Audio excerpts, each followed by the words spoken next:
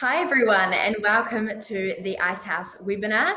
Today we are talking with Kirsty and Shannon from Frog Recruitment. Frog Recruitment was founded in 2002. Frog is a fast-moving, innovative recruitment company with a reputation for delivering smart, successful talent solutions. In 2019, Frog became a people-to-people company, expanding the offering of leading technology, systems, and cutting-edge recruitment tools for their clients and candidate communities in Australasia. They offer amazing sustainable partnerships, employer brand partnerships as well, approaches to guarantee talent advantages, value-added benefits, cost-effective pricing, and have incredible portfolios across Australia and New Zealand. So today we're really looking forward to chatting with them both about trends and about recruitment sort of tips and tricks for our business owners. So welcome both. Thanks for being here. Thanks so much for having us. Thanks, Brian. So we just really love this opportunity to be able to share some of the things that we've found in the market. And of course, this last 12 months or so, and as we go into the rest of 2021, we're all experiencing things that we haven't faced before.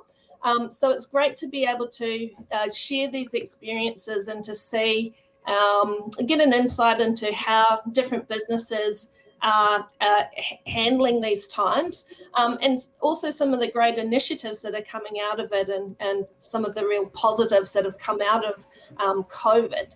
So I thought I'd just start with a little bit of an economic snapshot. So I'm sure you're all aware of the huge effect that the COVID pandemic had on the world, and particularly with widespread lockdowns and how that affected the global economy.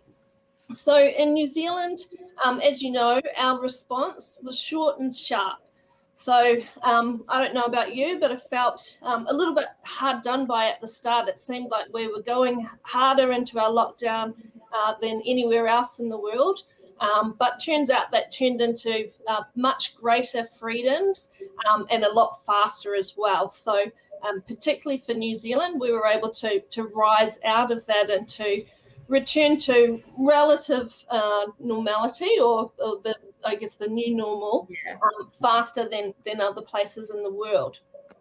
Another effect of that is that because we were able to, go back to workplaces, to get our businesses moving again, it meant that our business confidence and in turn our economic growth returned much faster than we've seen in other parts of the world. So Remy, if you bring up the graph there. So what this is looking at is really just comparing the effect of two different economic crises on job ad volumes. So we have in the Navy, we have the GFC, and then in the teal is the COVID pandemic. So you can see that the major differences is that V-shaped recovery and the due to COVID. So although the effects of COVID, we were hit much harder, we were also able to bounce back much faster as well. But also I guess, and we'll hear a lot more about this as well, is that the speed of change also brings its own challenges. So as you know, it's brought about a huge talent shortage. And also, if you look at, we gradually came out of the GFC, but that also gives you time to adapt, whereas this time around, you're have to change your practices and adapt to a really dramatically changed employment landscape really quickly, and you're not always going to get things right the first time around. So if you go to the next slide. So with, I guess, pre-COVID, we were already facing a candidate short market, but now with the additional roadblock of closed borders, along with candidate hesitancy, so that feeling of, I'm just unsure about what's going to happen, maybe I'm better off staying where I am and not taking that risk to move to a new employer. So because of those two big factors, labour shortages will now be the biggest barrier to business growth. So in May, we saw CKID recorded their highest number ever of jobs advertised for the third month in a row. But at the same time, their applications per job fell by 11%. So you're seeing that disconnect between, yes, we're back up and running, businesses are confident, they all want to grow and have that capacity to grow in this new environment. And I guess while we've got a bit of a head start on the rest of the world, but we don't have the, I guess we're limited by the amount of available talent to be able to do that. So that's going to be a major challenge. I think one of the things that's interesting as well is that you might think, oh, well, okay, well, we're starting to see the rollout of vaccines and, eventually we'll have the opening of the borders, but that won't necessarily solve all our problems in terms of candidate shortage, as we're likely to see the return of the Kiwi brain drain. So, we have all our young talent have been stuck in lockdown and the borders are closed, so they've had to put the big OE on hold. So it's very likely that once that eases up and we are able to have more international movement, they'll be hanging there with their passports ready to go and to go explore the world. So we'll have that to combat as well. Yeah, with that, why do you think, because obviously a lot of people are around more, they're not traveling. So why do you think there's that disconnect between the jobs and then people actually applying for jobs and going for jobs? Yeah, sure. So the major, I guess the major factor of that is we have Kiwis at home, and even with the opening of the borders to Australia, we're seeing it's about netting out. So we're seeing similar numbers of Aussies coming over here as we go to Kiwis going back and forth. So that's kind of zeroing out. But the big impact is and particularly across a lot of industries, is we rely a lot on overseas workers or migrants able to come in. And in particularly in specific sectors, they might make up the majority of people filling those roles. Yeah. So it means that we're a limited population, so relatively small population. There's just not enough of us to fill all the positions that we have, and particularly when businesses are in this growth phase and want to build. Yeah, totally. Yeah, I know a lot of our alumni businesses will be able to relate to that. Relying a lot on international people coming through because their jobs may be quite specialized, especially in the wine industry and things like that. So yeah, that's interesting insight. Yeah, definitely. So yeah, if you thought it was hard to find good new stuff before this, strap yourself in because we ain't seen nothing yet. So we're in for a challenge. One of the, Remy, if you bring up the salaries slide there. So one of the, I guess it's a positive effect of this is the impact that's likely to happen on salaries. So it's been, Kirsty will laugh at this, but I always find it really interesting. But despite record low unemployment rates pre-COVID, if you look at the graph there, pretty much the wage price index has remained flat for a decade. So, and is just keeping up with CPI or inflation. So you would expect that the demand for candidates that was already there would put pressure on salaries. And to be fair, towards the end of 2019, we did finally start to see that wage price index start to push up ahead of CPI. But of course, COVID came along and soon reversed that upward trend. But definitely watch this space because with the demand for candidates being greater than ever, as well as I was saying, with that lack of migration intensifying the shortage, something just has to give. And so we're really likely to see that to drive salary increases. So I guess from your perspective, and when you're trying to find staff, it's not necessarily a good thing as you may be in competition, but I'm sure Kirsty will talk later on. It's not just salaries that people are looking for or that will make them, I guess, overcome that candidate hesitancy and make a move. You got to look at the bigger picture and the overall offering that you have. Yeah, great. That's awesome. Cool.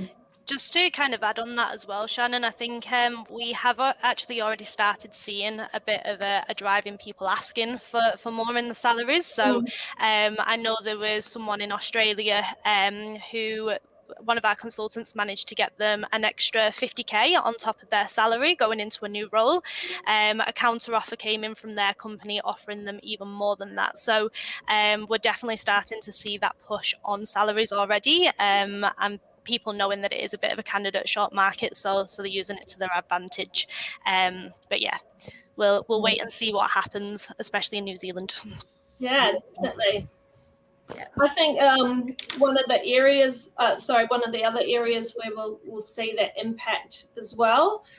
So some of the industries that have been hardest hit are things like retail, hospitality. So historically, some of at the lower end of the pay scale.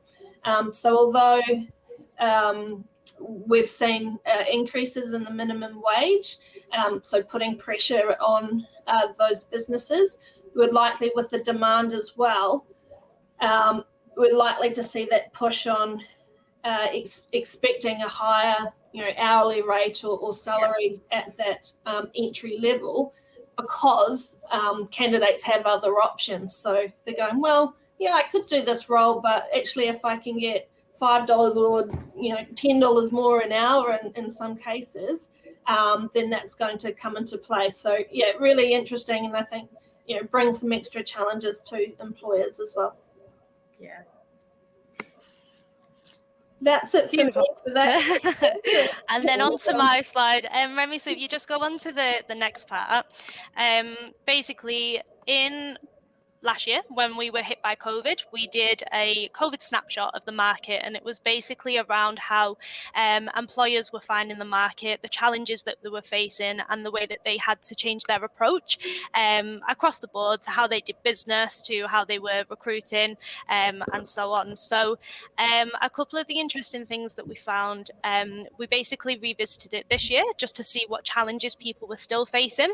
And some of the really interesting things that we found was that employee exhaustion due to the blended work life of flexible working was actually higher this year. So 67% of people were feeling more of that burnout this year than they were last year. And I think that's down to a couple of different factors. So one would be, obviously last year there were redundancies made. So there were people that were doing not just kind of their position, but they were taking on the extra responsibility of other people's roles. And now we're in a candidate short market. So even though people are trying to hire back those positions, it's just taking a little bit longer than what it would have done last year. So a point around that is some of our roles on the permanent side roughly normally take around about 35 days to hire, whereas at the moment we're seeing an extension on that to around about 50 days. So it's just taking a bit longer to be able to find the right candidates for what you're looking for. And while you're doing that, obviously there's still that person that's taking on extra responsibilities. The other side of it as well is people that are working from home sometimes don't know when to switch off. So they're starting earlier because they've not got the travel time in, and then they don't have the time, they don't have the thing of shutting off their computer and going home, so they're carrying on working throughout that period. So it just means that they are obviously burning themselves out, and sometimes it's quite hard for us, especially as an employer, if your employees are working remote, then you don't get those visual cues to know when they are burning out. So it's a case of being able to have those conversations and maybe preempt those conversations, because it is one of the reasons why people are looking to leave a business at the moment. So if you are looking to retain your staff, then it's a huge factor to be looking at in terms of your employees' mental health, basically.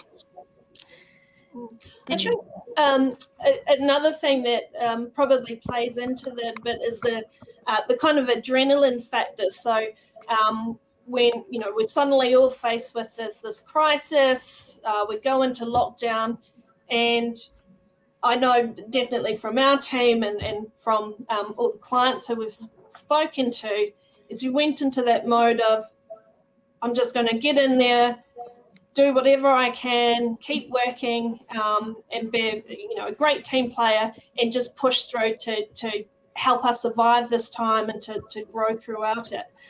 But you can only do that for so long. So although we probably worked at least as many, or maybe if not more hours last year throughout COVID than this year, it's probably now that you're feeling it because you've got the backlog of everything you did the year before as well. Totally. It's sort of like you can handle it if you know it's for a certain season and it's going to be done, within a couple months. But when it keeps going, that's when it's actually like a widespread challenge, and there needs to be some solutions there. You may mention it, but is there anything business owners could do in that space, or anything maybe people being employed are asking for to combat this in the future? I think from our side, I've heard of businesses that you're not allowed to email outside of hours. There are some businesses that are putting, what's it called? Like, they're not allowing you to log onto their system after a certain time to make sure that they're preventing you from being online after a certain time period. But yeah, obviously, then that kind of moves into that flexible and agile working as, do we still work a 9 to 5 work day? So there's that side that comes into it. So it's not one size that fits all kind of solution, but there are these little things that you could potentially implement so that you've not got someone that's working until 10 o'clock at night because there's still emails coming through. Yeah, great. Yeah, I think a big part of it is also resetting those expectations as well, and also leading from the front and modeling that. So, again, beforehand, it might have been the company culture that it was a good thing to push and to do extra hours and to, as you say, get stuck into a project because there's a limited time frame. But to be able to sustain that's just not going to work when it's every week. Like that. So to be able to show your team that, actually I'm taking a break here, or you might be highlighting people within the team. I know you were working late on this, so make sure that you're taking a break today, or get out and have a walk along the beach, something like that, so they know what's okay now and what's expected and what's not. That's great advice. Thanks, Shannon.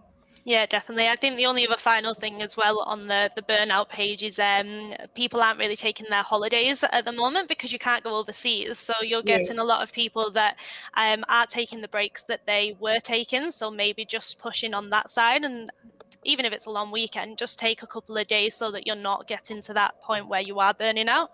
I think that's quite important as well. Yeah, that's great. Great advice. So just going on to the next slide.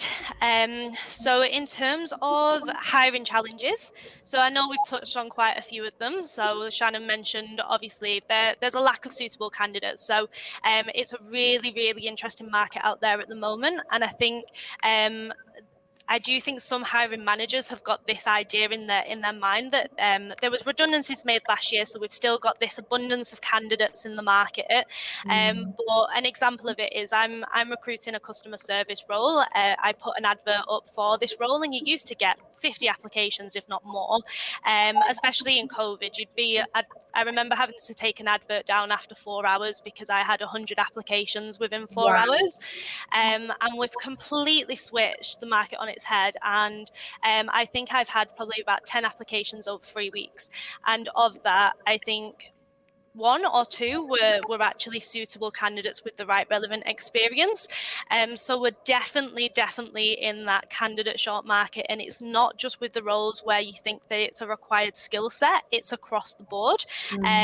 We're definitely struggling across the board. So we are all playing with a really small pool of candidates at the moment.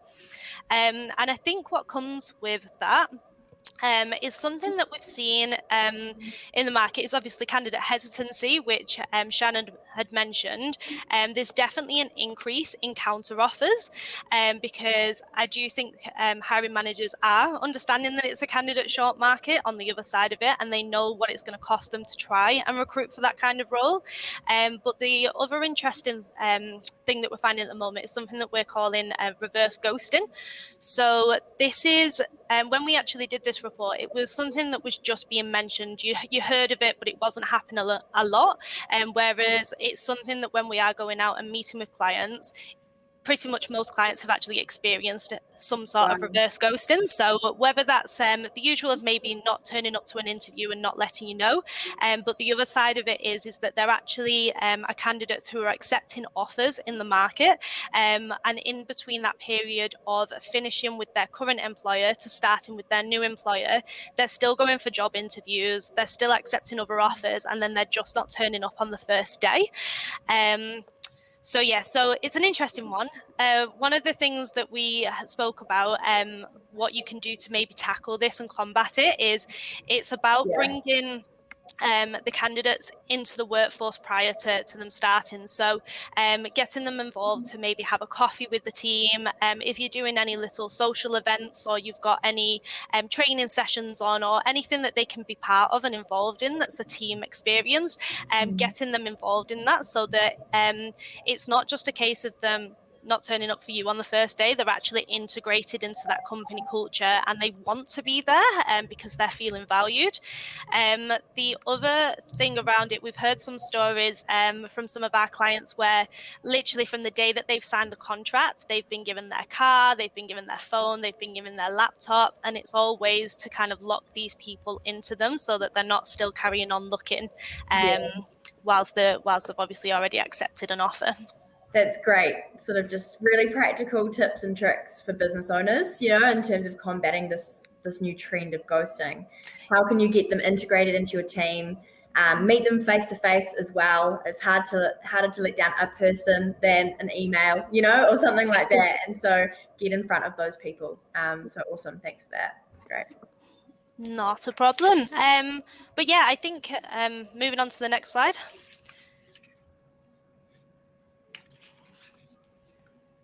I think this is yours, Shannon. This one's interesting for me. I feel like there's a lot of changes in the space in terms of trends, 2021 trends, but definitely post-COVID, I feel has definitely pushed some of these trends forward. Maybe they were heading in this direction, but now it's right smack bam in front of our face. So looking forward to hearing about this one, Shannon. I'll try to get some tips as well around how to combat some of these things. So we looked at so these key trends here we've found since September 2020. So the first one there, the key thing is we're having more meetings, the meetings are longer, and there's more people involved. So again, I mentioned that quite different rapid V-shaped recovery, that one of the implications of that is that there's less time to adapt to new ways of working. And we're not always going to get it right the first time. So where we would have seen people switch to virtual working and online meetings, so that was great. People were able to change their practices really quickly and to keep that engagement with their teams even while we're in lockdown. So a really positive thing. But then we've found that, where you could have just, maybe you wouldn't usually set a meeting and you'd wait till you run into someone in the office, and it might be a 5-minute conversation at their desk, and it can happen at any time. When you're working remotely, that's just not able to happen. So you have to schedule a meeting and then think, maybe, okay, if I'm doing that with this person, then maybe she should be involved as well. And so you end up having more meetings, but also more people involved. So not necessarily the most effective use of time. And we saw this with working from home post-lockdown as well. So, there's differences in individuals and whether they wanted to get straight back into the office. A big proportion of people were like, oh, actually, I quite like this working from home gig, and I've removed the commute, and there's all the benefits there. I can hang out with my dog, although mine's outside whining because she's not allowed in the room right now. All of those extra things that we weren't used to, and went, oh, well, I don't want to give this up just because we can go back to the office. But I think it takes time to get that balance right between, I guess, flexibility and productivity. So being able to enable opportunities for spontaneous collaboration and team building within the office, and balancing that between being able to offer that flexible working that has really been a big driver or something that people have seen as a benefit as well. Yeah, that's great. Yeah. Is there anything from a business owner perspective that they can help their employees find that balance or find what works for them and keep the culture maybe alive? Yeah, and it's not a quick fix, and as Kirsty was saying, it's not a one size fits all. Sure. So I think you really need to consider all the parties involved, because, as I say, individuals within the team are going to have different preferences. I know for me, as soon as we were able to get back into the office, I thought, great, I want to get straight back in there, and I just thought, everyone will want to do that as well. But it differences. It differs. There's reluctance in some others, or wanting to keep that lifestyle, which is great. But you have to work out what's going to work for the team, your customers as well. So, can you still operate your business? Is the flexible working model that you adopt, is that going to work for the style of business that you have, or is it a role where you do actually need to be in the office? And I think you mentioned culture. It's a big part. So, we're all really creative in different ways to keep engaged and keep that team culture going while we're in lockdown. There's only so many team quizzes that you can do, though, I guess. Yeah. It really doesn't compare with the what you can do and just being in front of each other, and those it's the unplanned moments, or the random things that happen while you're at work.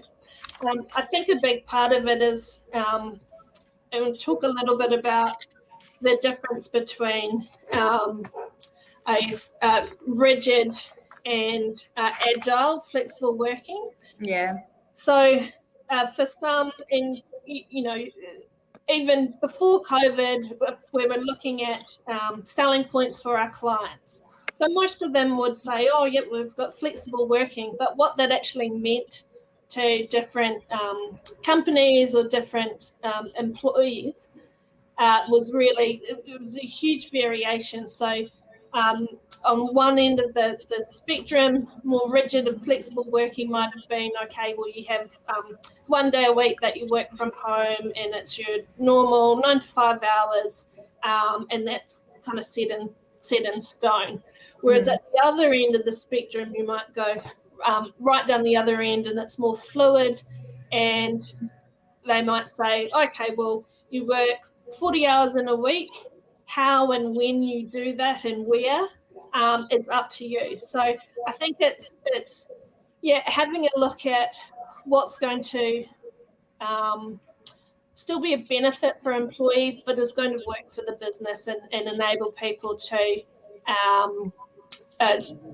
be productive and work together really well. And I think that's important to say. It actually has to work for the business as well.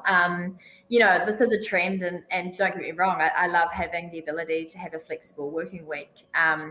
But it has to work for the business overall, because that's what's driving. You're employing these people, and that's what's driving this business forward. And so, yes, I love what you said about, can you then connect with your customers, not only the business, does it work for those customers and those people client facing and all that sort of stuff. So there are lots of points So I guess what I'm trying to say is you have to balance the trends and what people are wanting with what you need as a business owner from your people. So yeah, that's great.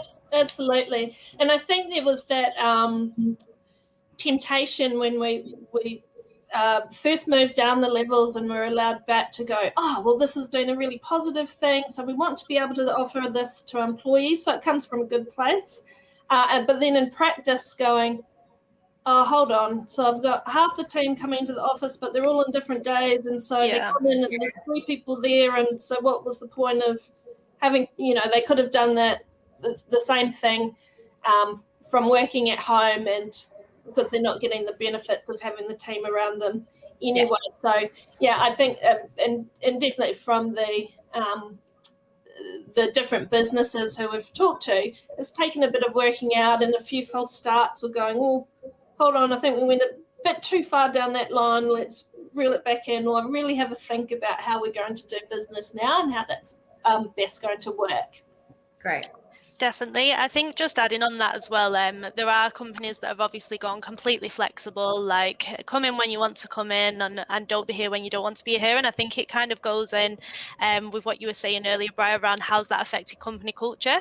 And I know there's quite a few businesses where they've got a 90 people headcount, and on any given day they've got 4 people in the office.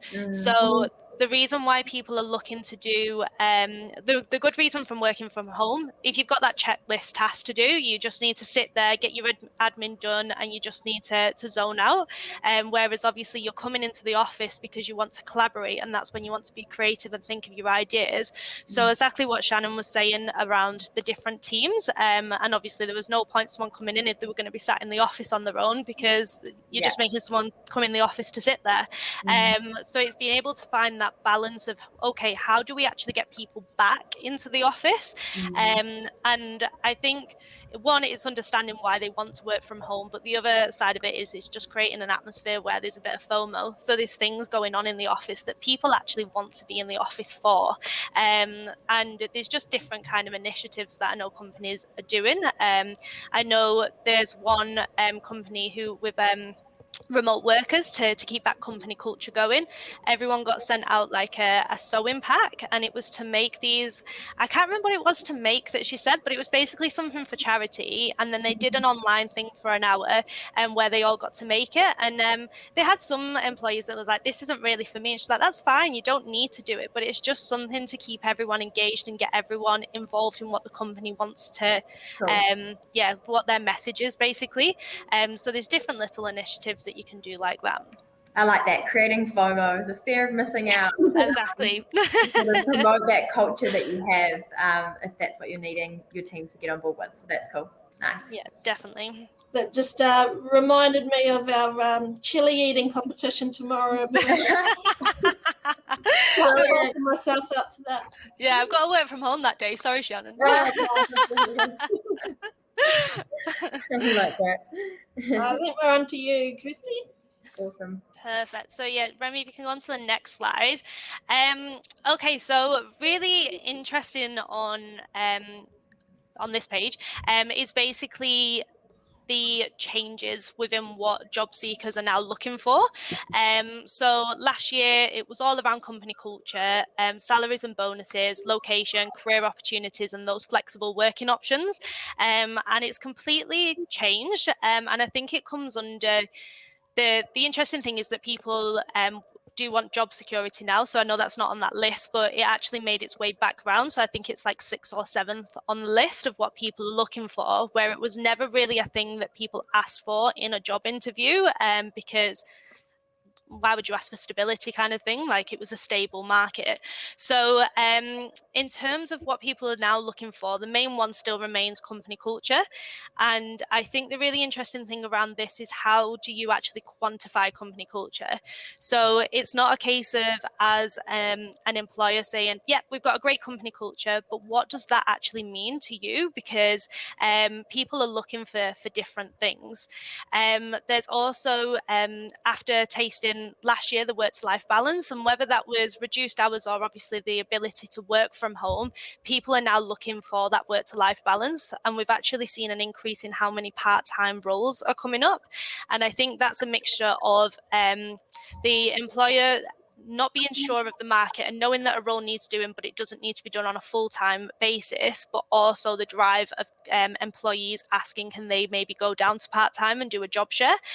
So we're starting to see a bit more of that in the market. Obviously, just on that, sorry. Yeah, of course. Are you seeing anything around the four-day working week? I know that's a bit of a trend. Yes or no? What are your thoughts on that? I personally haven't seen too much.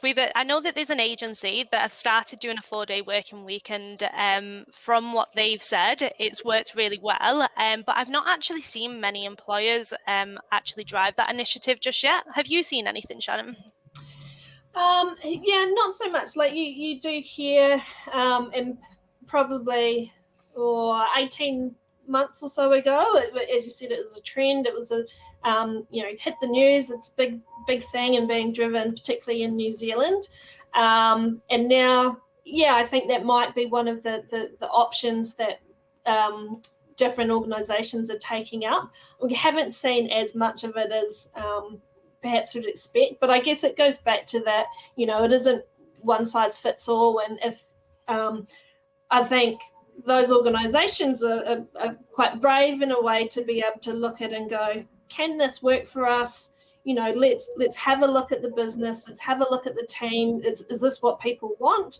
And to be able to make it happen if it's going to be something that's going to work for all those stakeholders. Totally. And I guess people are then deciding, cool, I'd prefer to be part-time. So going for more of like part-time roles rather than fitting for, yeah, cool. Awesome. Sorry. Continue. No, that's good. I guess the other thing in that space, and what we did see a lot of, particularly last year, is the rise of the side gig. So, and particularly with a lot of redundancies, or people might have been on reduced hours or unable to work from home during lockdown. So really reassessing, okay, well, when this gets back to normal, is this what I want to keep doing? Or maybe this is the time to, pursue my art, or whatever the case may be. So sometimes that balance with the part-time work allows them to try that out as well. So that's definitely something that we're seeing a lot more of, the business on the side. Yeah, that makes sense. Great. Brilliant. And then obviously we've talked about flexible working quite a lot, so I won't go into too much around that, but I do know that leadership style has come quite high, and I know we've all heard the saying, you don't leave your job, a lot of the time you're leaving your manager. So I think it's that kind of emphasis on people's leadership style, and that should be something that we're focusing on more as a business, how we're actually developing our leaders to look after our staff. So I think that's one of the main focuses. Just going on to company culture. So just going back, in terms of how do you promote your company culture? So I think, like I said earlier, it's about quantifying it. So instead of just saying, we've got a great company culture, how do you actually get that message across? So I think one of the really interesting things, and something that we try to do a bit of, but we definitely need to do a little bit more of, is our videos that we put out into the market. So we're in a time where remote working is possible. So things like showing people your office and doing a bit of a virtual tour of your office, and actually maybe introducing the space that people are going to be working in prior to them starting, or even prior to the interview, so that they can get a feel as to where they're going to be working. We do customize videos on our job adverts, so it's where we talk about the actual role, about the company, and it's just a little bit more of a personable touch. I always say, Shannon, I remember with Shell, because she used to do a lot of her videos, your friend that came into the office, and she was like, oh, I know that girl, I know her, I just want to go over and give her a hug. And it was basically because Shell did so many videos and she put them online that people, without even meeting her, actually felt that they knew her before they met her. So it was just having that really kind of like personal, it is having that personable touch and getting your approach out there as well. And that's what people buy into, really. So it's always quite nice. So the other side of it is as well is maybe instead of it always being really professional videos, just maybe doing something from the team. So instead of it being a video that's structured and you're explaining about the company and the role, having it from the people themselves as to why they enjoy working there. And you can really get some of those heartfelt messages out, which can showcase your company culture rather than it being your values or your mission statement, which people are, it's not from them as to why they're enjoying working for that particular company. I love those tips. They're brilliant because it makes your business just authentic, people feel like they have a connection with it from the get-go and more likely. And I know even when I've been looking for jobs in the past, I like to see where the office is, what it looks like, envision yourself there. So giving people the opportunity to do that is definitely a great hack. Nice. Definitely. Sorry, just to add to that briefly as well. So from before and what you're saying about what candidates are looking for now with company culture and with leadership, a big part of that is wanting to work with the good guys as well. So the way that people and organisations responded to COVID and whether or not they'd looked after their teams and the people within is a really big factor that, you would beforehand, you want to work for a good company or a good leader, but it maybe wasn't at the forefront. And when you hear different stories within the media of some who haven't done such a great job of that, it feeds into that candidate hesitancy of going, oh, well, they look good on paper, but how am I going to know that they're going to look after me and do the right thing once I get in there? So again, the more that you're able to open up the curtain and show a bit behind the scenes and to give that feeling about what type of people you are and how you work together and what it's going to be like, the better, and to help put candidates at ease, and also for them to know, okay, yep, that definitely looks like somewhere I want to be. Yeah, awesome. 100%. And just going on that as well, Shannon, I think that's a question that candidates are now asking in an interview. So how did you navigate COVID? How did you treat your staff throughout COVID? So it's questions that are becoming a little bit more common in interviews. So being able to just put your best foot forward on that front. Great. Perfect. And then, I think some of the other points on there are just kind of take 5 minutes during the interview. I think we get so involved in maybe asking the candidate questions about themselves and telling them about the actual job, but do we actually ever tell them about the company culture and what that actually looks like, and being able to, like I said, quantify it? And what does that look like? We do career development in the sense that we buddy you up with a senior consultant so that you're getting those opportunities to learn, or whatever that might look like, and the fun things that you do outside of the office, but all of the things that are really important to candidates at the moment, actually selling what your company culture looks like. Yeah, and don't just wait for the person to ask that question at the end. Oh, what is your company culture like? Actually front face it by mentioning it up front. So it's, you're showing it's important to you. 100%. And I think going on that, it's a candidate short market. So at the moment, candidates have got the pick of which jobs. So it's your time to sell your company and sell why they should be coming to you. Perfect. Great. Brilliant. And then, I think the only other things are anything that you do. And I mean, I know we're quite good with our email signatures. We do things like trees that count. And we've got New Zealand Top Dog, which I know is behind me from last year. So that'll be on our banners. But it's just a great way to showcase some of the different things that you are doing as a company. And it's the things that stand out to people and that they like and that what they'd want to come to you for. Great. That's awesome. Anything else to add from you there, Shannon, or overall? No, I think that's it. So just again, thanks for the opportunity to have a good chat with you today. Yeah. I hope you've been able to pick up a few things.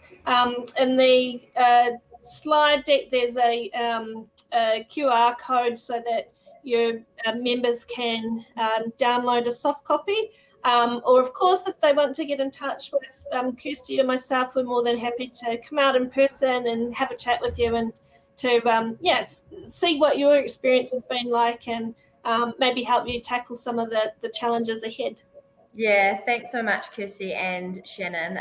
Our business owners, this stuff's really valuable, and like you said, it's sort of a candidate market at the moment, and so the more help we can give our alumni and our business owners and our network to really hire amazing people so we can see their businesses grow, that is a massive value add to us and our network. So thank you so much for your time and all that you do at Frog Recruitment. Thanks so much, Brian.